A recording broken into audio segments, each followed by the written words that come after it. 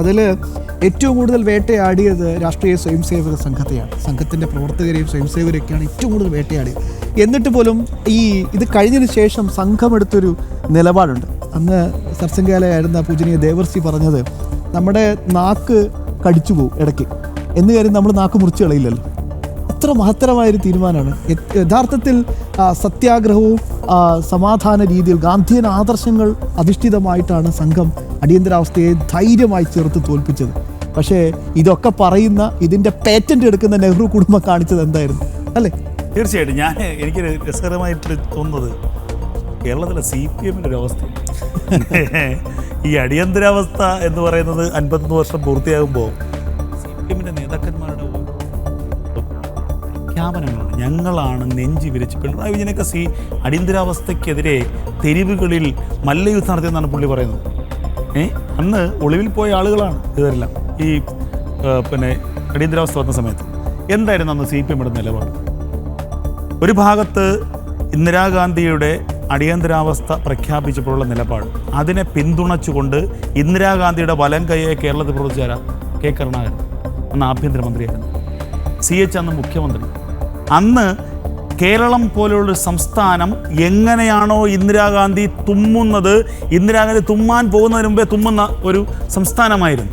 അവിടെ ജനസംഘവും RSS-ഉം അടക്കമുള്ള അന്നത്തെ സംഘടനകൾ, ഞാൻ പറയുന്നു അറിവിന് കുറവാണെങ്കിലും ഞാൻ പറയുന്നത്, സംഘടനകൾ എടുത്തൊരു പ്രതിരോധാത്മകമായ നിലപാടുണ്ട്. ആ നിലപാടിനെ തുരങ്കം വയ്ക്കുന്ന സമീപനമാണ് അന്ന് CPM കേരളത്തിൽ സ്വീകരിച്ചത്. CPM അവിടെയില്ല ഇവിടെയില്ല. അടിയന്തരാവസ്ഥയാണോ? ആണ്. അല്ലേ? അല്ല എന്നൊരു രാഷ്ട്രീയ പ്രസ്ഥാനം CPM-ആണ്. ഇന്ന് ഈ അടിയന്തരാവസ്ഥയുടെ കാര്യത്തെക്കുറിച്ച് പറഞ്ഞ് ഏറ്റവും കൂടുതൽ ഊറ്റം കൊള്ളുന്ന രാഷ്ട്രീയ പാർട്ടിയാണിത്. എന്തായിരുന്നു അടിയന്തരാവസ്ഥ? ഞാൻ ഇന്ന് അടിയന്തരാവസ്ഥയെക്കുറിച്ച് ഞാൻ ഗൂഗിൾ ചെയ്ത് നോക്കിയപ്പോൾ ഒരു ലേഖനം ഞാൻ വായിച്ചു. ഇംഗ്ലീഷ് ലേഖനം മലയാളത്തിലേക്ക് തർജ്ജമ ചെയ്തതാണ്. അതിലെഴുതുന്നത് സഞ്ജയ് ഗാന്ധിയുടെ ചില കളിക്കോപ്പുകളായിരുന്നു. അതായത് സഞ്ജയ് ഗാന്ധിക്ക് വേണ്ടി അമ്മ കൊടുത്ത ചില കാര്യങ്ങളായിരുന്നു ഈ അടിയന്തരാവസ്ഥ എന്നുള്ളതാണ്.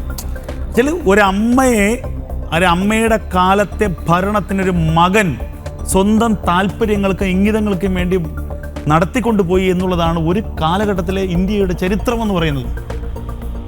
ബിസിനസ് താല്പര്യങ്ങൾക്ക് വേണ്ടി മുംബൈയിലെയും ഡൽഹിയിലെയും ചേരികൾ ഒഴിപ്പിക്കുക. അന്ന് ഈ അടിയന്തരാവസ്ഥയിൽ ഏറ്റവും വലിയ വിഷയം 1,75,000 പേരെ ജയിലിൽ അടച്ചു എന്നതിനേക്കാൾ ഉപരി ഡൽഹിയിലും ഉത്തരേന്ത്യൻ സംസ്ഥാനങ്ങളിലും മാത്രം ആയിരക്കണക്കിന് ആളുകളെ വന്ധ്യംകരിച്ചു എന്നുള്ളതാണ് ഏറ്റവും വലിയ വിഷയം. ചെറുപ്പക്കാരെ ഒരു തരത്തിലും അവരുടെ ജീവിതത്തിൽ അവർക്ക് നീതി ലഭിക്കാത്ത രീതിയിൽ അവരെ നശിപ്പിച്ചു കളഞ്ഞു. എത്ര പേരെ കൊന്നൊടുക്കി, ഒരു കണക്കുമില്ല. കണക്കെടുക്കേണ്ട. ഇപ്പോഴും ജീവച്ഛവമായിട്ട് ഒരുപാട് ആൾക്കാരുണ്ട്. അപ്പോൾ ഇതൊക്കെ തന്നെ അന്നത്തെ ഒരു കാടത്ത നീതിയുടെ, കാടത്ത പ്രവൃത്തിയുടെ ഏറ്റവും വലിയൊരു ലക്ഷ്യമായിരുന്നു. എന്തിനു വേണ്ടി ഇത് ചെയ്തു എന്ന് ഇന്നും കോൺഗ്രസിനോ അല്ലെങ്കിൽ നെഹ്റു കുടുംബത്തിനോ ന്യായീകരിച്ച് പറയാൻ പറ്റുമോ? എന്തിനാണ് ഈ 21 മാസക്കാലം ഇന്ത്യ ഇങ്ങനെ ഒരു ഇരുണ്ട കാലത്തേക്ക്, ഇന്ത്യയെ ഒരു പ്രാകൃതമായ ഒരു അവസ്ഥയിലേക്ക് എത്തിപ്പെട്ടത്? ആ 21 കാലം ഇങ്ങനെ സംഭവിച്ചില്ലായിരുന്നെങ്കിൽ ഇന്ത്യയുടെ ഒരു അവസ്ഥ എന്താകുമായിരുന്നു? ഇന്ത്യയുടെ ഒരു, ഞാൻ പറയുന്ന ജനാധിപത്യ അവസ്ഥ, ഇന്ത്യ എന്ന രാജ്യത്തിൻ്റെ വികസനപരമായ കാഴ്ചപ്പാട് നോക്കുമ്പോൾ എന്തെല്ലാം വലിയ നേട്ടങ്ങൾ ഉണ്ടാകുമായിരുന്നു. 21 മാസം പിന്നോട്ടടിച്ചു എന്ന് മാത്രമല്ല, നമ്മളെ പതിറ്റാണ്ടുകൾ പിന്നോട്ടടിക്കേണ്ട ഒരു സാഹചര്യം ഉണ്ടാക്കിയത്. പിന്നെയും നമ്മൾ പിച്ച വെച്ച് തിരിച്ച് കയറേണ്ടി വന്നൊരു സാഹചര്യം ഉണ്ടായി. എന്തിനായിരുന്നു? ആർക്കെങ്കിലും അറിയോ? ഏതെങ്കിലും തരത്തിലുള്ള ഒരു രാഷ്ട്രീയപരമായ താല്പര്യം, അധികാരക്കൊതി. ഞാനിപ്പോഴും പറയുന്നു, ആ വാർത്തയിൽ ഞാൻ വായിച്ചത് ഖുശ്വന്ത് സിംഗ്, ഇലസ്ട്രേറ്റഡ് വീക്ക്ലിയുടെ പത്രാധിപരായിരുന്ന ഖുശ്വന്ത് സിംഗ് അടക്കം സഞ്ജയ് ഗാന്ധിക്ക് വേണ്ടി താല്പര്യത്തോടുകൂടി ഇന്ദിരാഗാന്ധിയുടെ മുന്നിൽ കുമ്പിട്ട് നിന്നുകൊണ്ട് വലിയ വലിയ ലേഖനങ്ങൾ എഴുതുകയായിരുന്നു. സഞ്ജയ് ഗാന്ധി ആയിരുന്നു വലുത്, സഞ്ജയ് ഗാന്ധി ഇന്ത്യയുടെ പുത്രനാണ് എന്നൊക്കെ പറഞ്ഞിട്ട്. അപ്പോൾ ഞാൻ രണ്ട് ചോദ്യങ്ങളെ ഞാൻ ഉന്നയിക്കുന്നത്. എനിക്കിതിനെക്കുറിച്ച് വളരെ വിശാലമായ കാഴ്ചപ്പാട് അറിവൊന്നുമില്ല. എന്തായിരുന്നു ഈ അടിയന്തരാവസ്ഥ കാലത്ത് ഈ കേരളത്തിലെ CPM-ൻ്റെ ഇടതുമുന്നണിയുടെ നയം? 2, എന്തിനു വേണ്ടിയായിരുന്നു ഈ അടിയന്തരാവസ്ഥ പ്രഖ്യാപിച്ചതെന്ന് ഇപ്പോഴെങ്കിലും കോൺഗ്രസ് തുറന്നു പറയാൻ തയ്യാറാണ്? തീർച്ചയായും അതിൽ CPI കമ്മ്യൂണിസ്റ്റുകൾ, ഇന്ത്യൻ കമ്മ്യൂണിസ്റ്റ് പാർട്ടി അധികാരത്തിൻ്റെ സുഖശീതങ്ങളിലായിരുന്നു. മറ്റേ CPM പറഞ്ഞതുപോലെ പലരും അടി മേടിച്ചിട്ടുണ്ട് കേട്ടോ. പോരാട്ടം അവരിങ്ങനെ ഒളിവിലിരുന്നു കൊണ്ട് ചിക്കനും ബീഫനും കപ്പയും ഒക്കെ കഴിച്ചുള്ള പോരാട്ടമായിരുന്നു. അല്ല അതിൽ ഇപ്പം പി പരമേശ്വർജിയെ പോലെയുള്ള ആളുകളൊക്കെ പറഞ്ഞിട്ടുണ്ട് രാഷ്ട്രീയ തടവുകാർക്കൊക്കെ പ്രത്യേക കാറ്റഗറിയായിരുന്നു, മറ്റ് ആളുകൾക്ക് പ്രത്യേക ജയിലുകളിലും ഇങ്ങനെ ഒരു ഡിസ്ക്രിമിനേഷൻ ഉണ്ടായിരുന്നു. അപ്പോൾ ഈ പറയുന്ന പോലെ ആളുകൾ ഇവരൊക്കെ ജയിൽവാസം അനുഭവിച്ചിട്ടുണ്ട്. നമ്മുടെ CPM പ്രധാനപ്പെട്ട നേതാക്കന്മാർ അവർ പങ്ക് നമ്മൾ ഒരിക്കലും തീർച്ചയായും ഞാൻ ഒരു കാര്യം പറയട്ടെ, ഞാൻ ഒരു പെട്ടെന്ന് പറഞ്ഞ് അവസാനിപ്പിക്കാം. എൻ്റെ നാട്ടിലൊരു കഥയാണ്.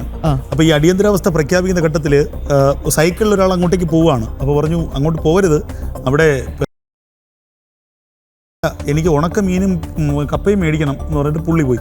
അപ്പോൾ നിയമം പോലീസ് പിടിച്ചു പോയിട്ട് 21 മാസം കിടന്നു, ജയിലിൽ കിടന്നു. എന്തിനാണ് പിടിച്ചുകൊണ്ട് പോയെന്നല്ലല്ലോ, പുള്ളി സ്വാതന്ത്ര്യ സമര സേനാനിയും ഞങ്ങളുടെ നാട്ടിലെ അറിയപ്പെടുന്ന സ്വാതന്ത്ര്യ സമര സേനാനിയൊക്കെ പിന്നീട് മാറി വലിയ പെൻഷനൊക്കെ ഉണ്ടായിരുന്നു. പുള്ളിയെ നിരന്തരം ആദരിക്കുന്ന ഒരു സാഹചര്യം ഉണ്ടായി.